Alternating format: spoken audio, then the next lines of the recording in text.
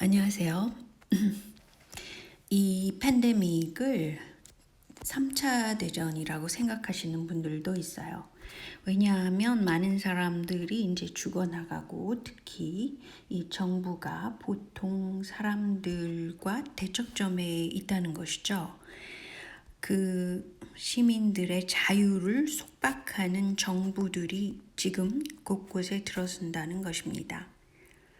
근데 이 팬데믹을 일으킨 주역이라고 추정되는 이 빌 게이츠는 세계 최대 재벌로서 백신을 생산하는 데 투자를 하고 그러면서도 본인은 백신을 맞지 않는다.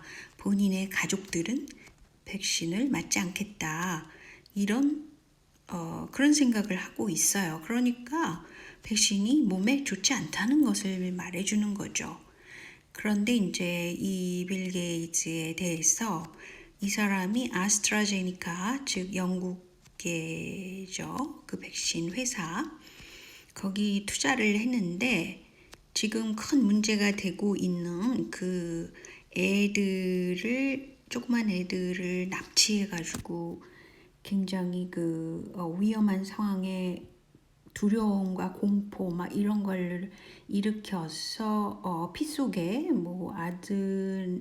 아드레노크롬 이런 것이 만들어지고 그것이 늙은 사람들이 쓰여지고 그런 게 있다 그러잖아요.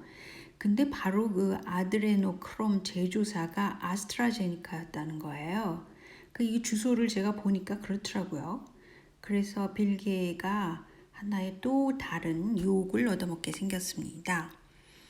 그런데 그 반대편에 있는 사람이 트럼프잖아요. 트럼프는 바로 이 어린애들을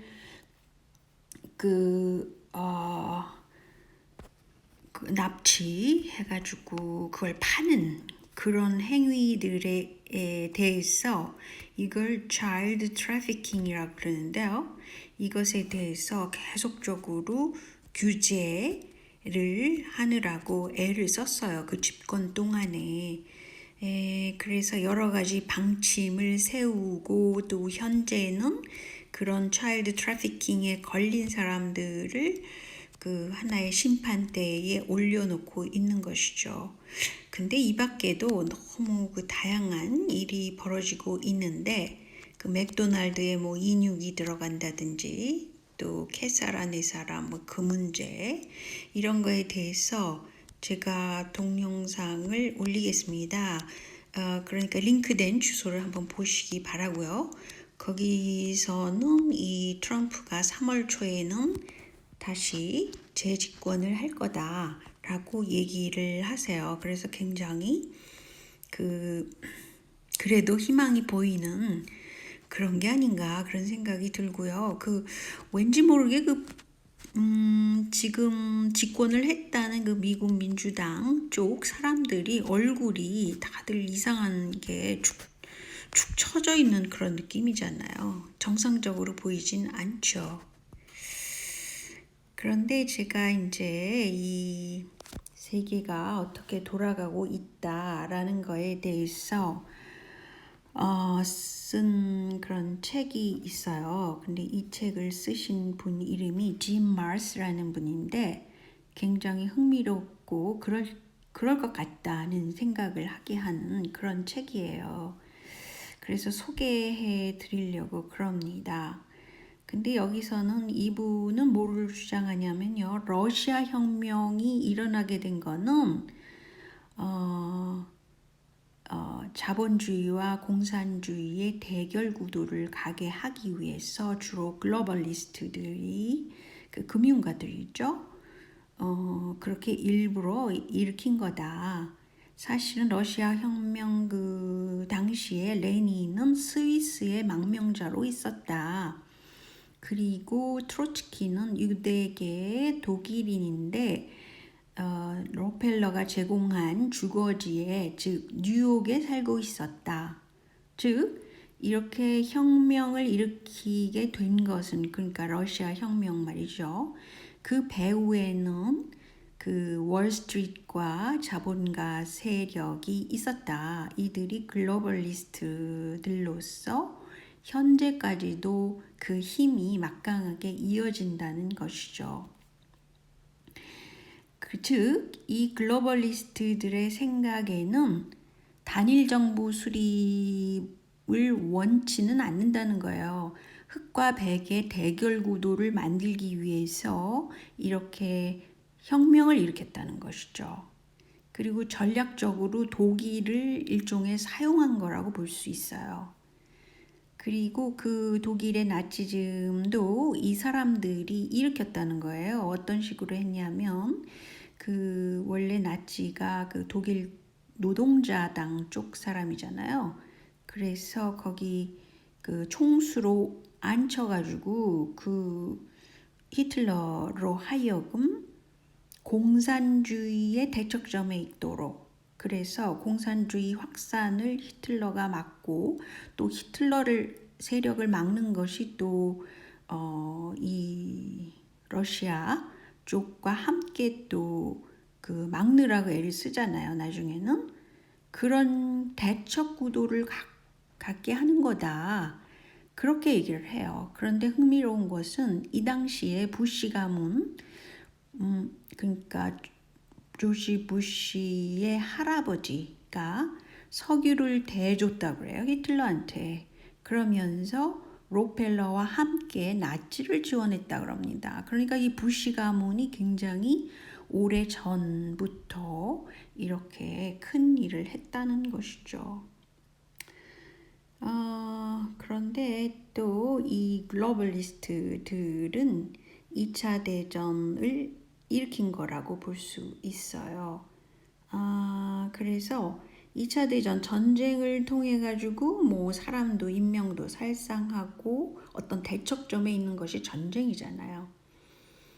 그런데 이 당시에 미국이 나치를 이기지를 못했고 이 기술적으로 굉장히 그 첨단 기술을 갖고 있었던 것이 나치였잖아요. 이 때문에 어떤 딜을 했냐면 연합국, 그러니까 미국 쪽, 그런 쪽과 딜을 했는데 나치가 보유하고 있던 모든 첨단 기술을 넘겨라. 그러면 신변 안정을 보장해 줄게. 이런 식의 딜을 했다고 그래요. 그래서 결국은 미국은 40년대 말엽, 50년대 초에 이들 나치스트들을 굉장히 많이 받아들이게 됐다고 합니다. 그래서 이 사람들이 미국으로 보내질 때는 수천 명이 사면을 받았다고 그래요. 그러니까 이거는 뒤에 무슨 배후에 일어나고 있는 일들이었다는 것이죠. 세계사는 이런 것을 가르치지는 않죠. 그런데 또 하나 아주 흥미로운 게 있어요. 그것은 뭐냐 하면요. 그 영국이 동북아 식민지 진출을 위해서 일본을 사용했다는 거예요. 그래서 일본으로 하여금 전쟁을 치르게 했는데 일본은 전쟁을 잘하니까요. 그래서 인도까지도 넘보게 돼서 이것은 도저히 안 되겠다 싶어서 영국이 인도까지 오는 것은 막아냈다고 해요. 이때에 벵골 지역에 800만 명을 있었는데 영국의 처칠이 그 벵골에 있는 식량을 철수해 버렸다고 그랬어요. 그래서 800만 명의 벵골인이 그 기아 상태로 굶어 죽게 됐다고 합니다. 이것은 여류 사학자 미국인인데 이 사람이 책을 써가지고 이것이 나타나게 돼요. 그러니까 800만 명의 벵골인들이 거의 기아 상태에서 죽어갔다라는 것이죠. 그런 것처럼 그리고 또한 전염병도 뭐 돌게 되고 이래서 사람들이 막 죽게 되는 것이죠. 어떻게 보면 글로벌리스트들은 전쟁을 이용하거나 또 이 전염병을 이용하거나 해서 인명을 살상하는 일을 굉장히 아무렇지도 않게 생각을 한다는 것이죠. 오히려 그것을 하나의 그 전략적으로 사람을 죽인다 그런 것까지 생각을 해볼 수 있을 정도로 그렇게 인명살상 사례가 많습니다. 만주 지역도 사실은 청나라가 만들어지길 때 만주에서 시작돼서 만들어진 거잖아요. 그런데 이 만주 지역을 일본이 어떻게 쟁탈을 했냐 그걸 보면은요. 청조가 몰락하게 되자 그때에 일본이 거기 진출하게 된 거라고 합니다. 처음에는 그게 중국 영토로 인정도 했지만 사실은 일종의 누가 거기 통제하지 못하는 그런 지역이 돼서 결국은 일본이 그것을 자연적으로 지배하게 된 그런 상태였다고 그럽니다. 그래서 이제 일본이 그 강점을 했다가 나중에는 물러갔으니까 그 현재 만주까지 한국이 원래는 그 만주 지역에 한국의 그런 조옥이 많이 들어가 있었다고 그러죠. 그래서 그것을 되찾을 수 있다 없다 뭐 그런 말까지 요새 나오고 있는 것입니다.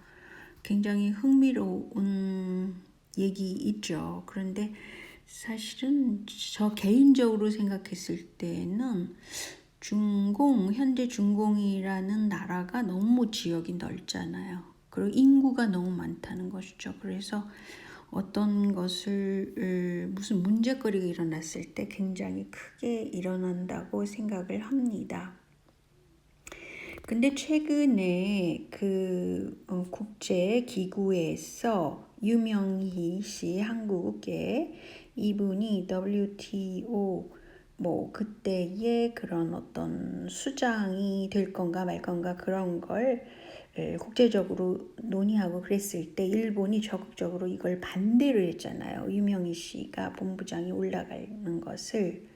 그 이유를 보면은 그 현재 그 징용 피해자에게 배상을 하라라는 한국 대법원의 판결을 일본이 그걸 들어주지 않으려고 그러잖아요. 근데 사실은 그 중국이나 기타 그 일본의 일본 제국주의의 징용 피해자들이 있었는데 이것을 보상을 했단 말이죠. 다른 나라에서는. 그런데 왜 한반도에서 징용 피해자 있는데도 배상을 하려고 하지 않는다는데 큰 문제가 있다고 봅니다. 그래서 이 문제에 대해서는 그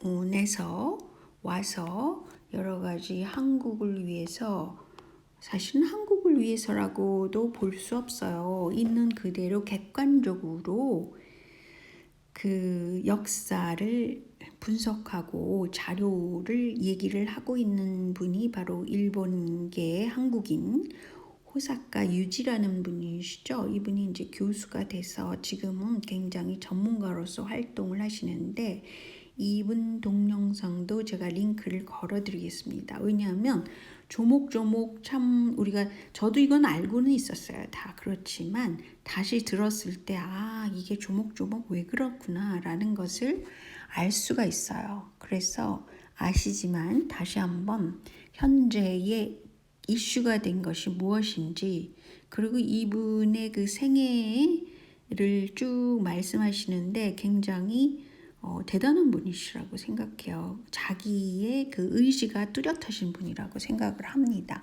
원래는 역사학을 전공하지도 않은 공대생에서 그 일본 제국주의 시절의 연구자로 있게 된 그런 분이라고 그럽니다. 아무튼 한국의 그 역사 문제가 일본하고 불거졌을 때 이분이 굉장히 분석적으로 얘기를 하고 있기 때문에 호응할 수밖에 없는 그런 자료들이 굉장히 많습니다. 그래서 참 감사하게 생각을 하죠. 자, 여기까지만 하겠습니다. 안녕히 계세요.